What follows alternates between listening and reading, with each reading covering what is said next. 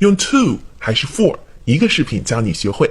to 后面加动词， for 后面呢加名词。我们来看几道题目。第一题，该吃晚饭了。It's time.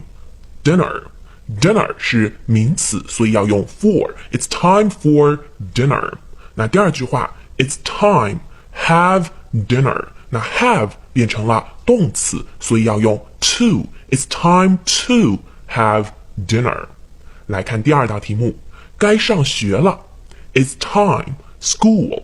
这里我们要写 to 还是 for 呢？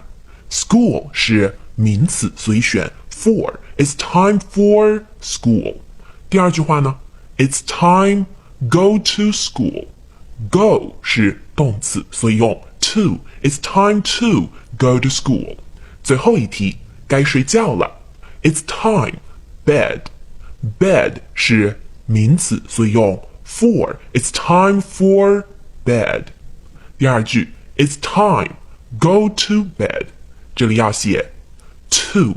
Go 是动词，前面用 to. It's time to go to bed.